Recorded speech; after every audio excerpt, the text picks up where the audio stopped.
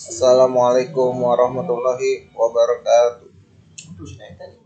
Saya Dafa Pawas. Saya semester 7A. Saya mahasiswa STI Alhamidiyah, Prodi PAI Pendidikan Agama Islam. Saya mendapatkan tugas dari Pak Nur Rohidin yang berjudul Konversi Agama. Konsep konversi agama: pertama, pindah atau masuk keadaan agama yang lain. Misalnya, dahulu seseorang menganut agama Kristen tapi sekarang pindah atau masuk agama Islam, atau sebaliknya, seseorang yang menganut agama Islam pindah atau agama ke dalam agama Kristen. Kedua, perubahan sikap keagamaan dalam agamanya sendiri. Dalam konteks ini, konversi agama menunjukkan perubahan sikap seseorang terhadap agamanya sendiri. Perubahan atau pergantian sikap seseorang itu disebabkan oleh adanya masalah-masalah dalam agamanya. Misalnya, seseorang tidak taat melaksanakan amalan-amalan agamanya, tapi setelah terjadinya konversi agama atau perubahan sikap pada dirinya, dia menjadi taat dalam melaksanakan agamanya dan meninggalkan tradisi-tradisi keagamaannya yang ada dalam agamanya.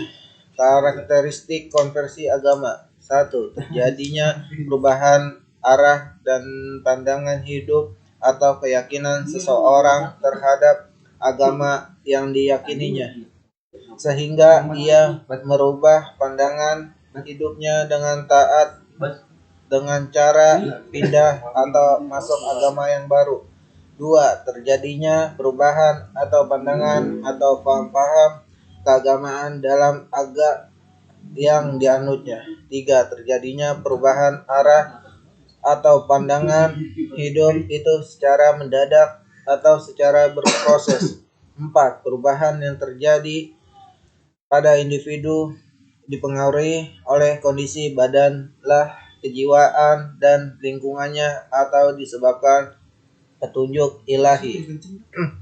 Bentuk konversi agama: 1. Tipe volisional atau perubahan bertahap.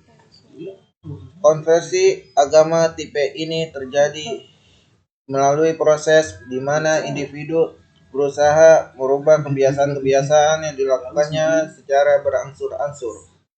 Untuk merubah sistem kepercayaan seseorang agak sukar karena termasuk ke dalam pranata primer.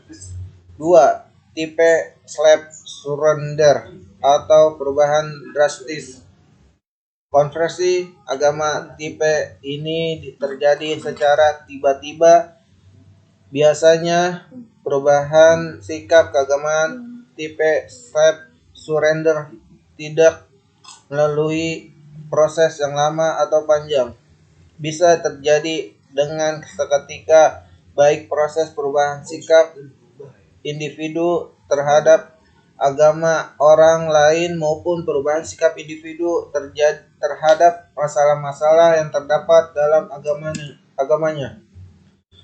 Faktor pendorong terjadinya konversi agama: 1. Faktor internal atau dari dalam diri. Faktor kepribadian: tipe kepribadian penyedih, sering dilanda konflik dan frustasi yang dapat menimbulkan keraguan-keraguan, kebingungan, was-was, dan kebimbangan jiwa yang mendalam, seperti mengasingkan diri, bertapa. Bahkan konflik jiwa ini bisa menyebabkan terjadinya konversi beragama bagi pelakunya.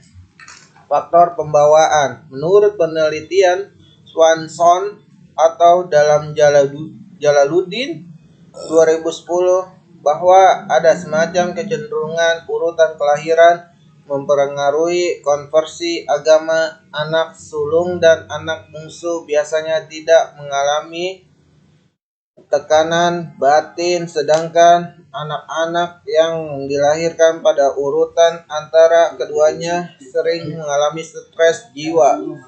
kondisinya yang di bawah berdasarkan urutan kelahiran itu banyak mempengaruhi terjadinya konversi agama. 2. Faktor eksternal atau dari luar diri. Faktor keluarga, kedekatan keluarga, ketidakserasian, berlainan agama, kesepian, kesulitan seksual, kurang mendapatkan pengakuan kerabat, dan lain-lainnya. Kondisi yang demikian menyebabkan seseorang akan mengalami tekanan batin sehingga sering terjadi konversi agama dalam usaha untuk meredakan tekanan batin yang menimpa dirinya.